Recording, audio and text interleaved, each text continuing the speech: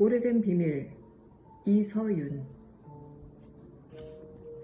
제1장 운. 운은 변하고 움직인다.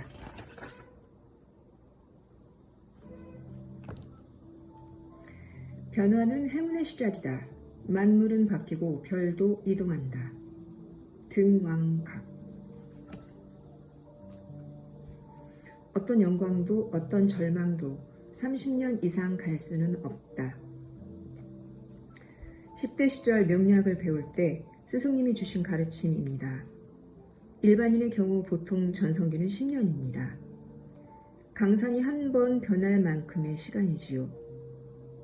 대부분의 사람들은 보통 8에서 12년을 주기로 운이 바뀝니다. 이를 대운이라 합니다. 대운 중에서도 가장 운이 좋은 10년을 전성기라 하지요.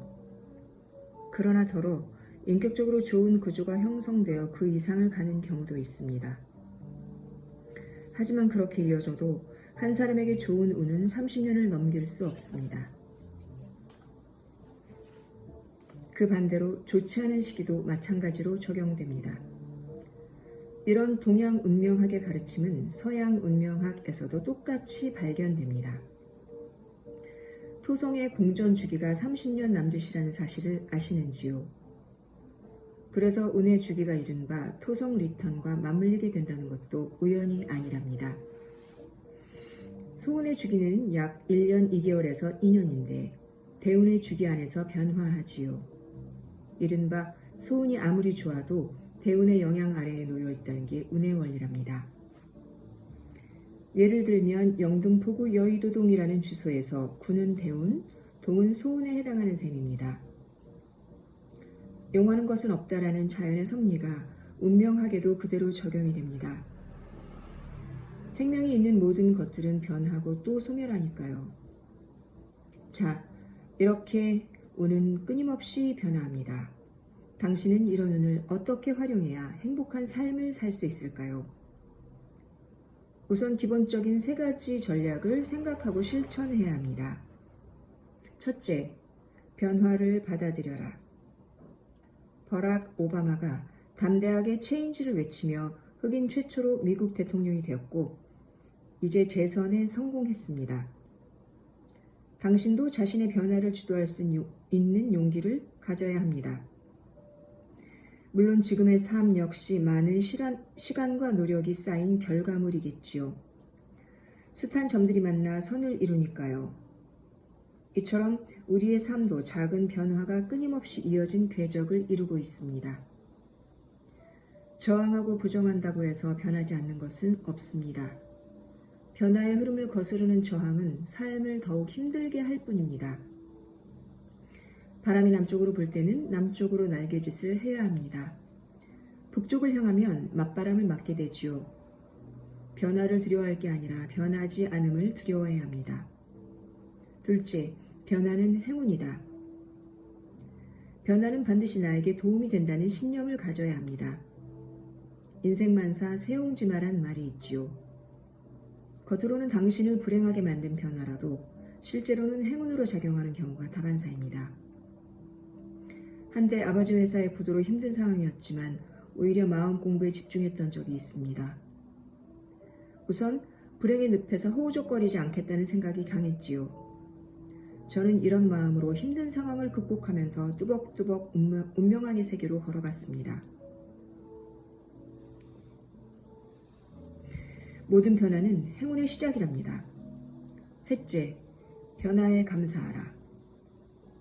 세상에 변화를 빨리 읽는 사람이 있고 세상의 흐름에는 무심하게 자신의 삶을 살아가는 사람이 있습니다. 세상도 변하고 당신도 변하지요.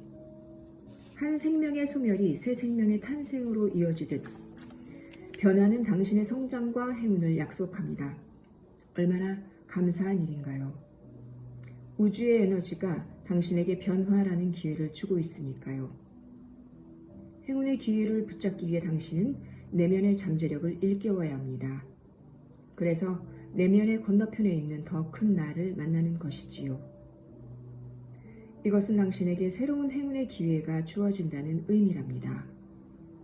진정한 나를 만나고 변화하고 사랑하는 것이야말로 행운을 얻는 첫걸음입니다.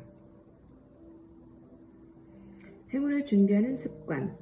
자기의 일을 잘 하려면 먼저 자신의 연장을 잘 닦아야 한다. 논어. 맛있는 요리를 만들려면 먼저 신선한 재료와 적절한 조리 도구를 준비해야 합니다. 마찬가지로 행운을 만나고 삶의 행복을 누리려면 몇 가지 준비가 필요하답니다. 행운을 맞이하기 위해서는 준비하는 과정부터 즐겁고 행복해야 합니다. 행운을 준비하는 습관만 제대로 몸과 마음에 익힌다면 행운의 여신은 반드시 당신에게 미소를 지을 것입니다. 자, 그렇다면 행운을 준비하는 습관이란 어떤 것들일까요? 여기 당신을 위한 몇 가지 제안이 있습니다. 첫째, 당연하다고 여겨지는 것들에 감사하는 마음을 가져야 합니다. 예를 들어보지요. 어떤 물건이 고장나서 돈을 내고 수리를 한 경험이 있을 것입니다. 괜히 고장나서 돈만 들었잖아 와 같은 불평을 늘어놓는다면 운의 에너지는 마이너스 방향으로 흐르게 됩니다. 대신에 다시 이전처럼 잘 작동하는구나, 다행이다, 잘 고쳐주셔서 고맙습니다 라는 인사를 건네면 운의 에너지는 플러스 방향으로 움직이게 됩니다.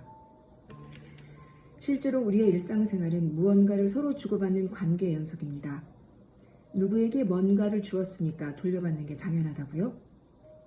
세상살이에 그렇지 않은 일이 얼마나 많던가요?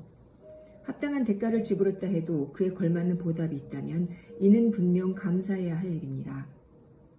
우리가 그냥 지나치거나 당연하다고 여기는 것들에 행운을 만드는 힌트들이 숨어 있으니까요.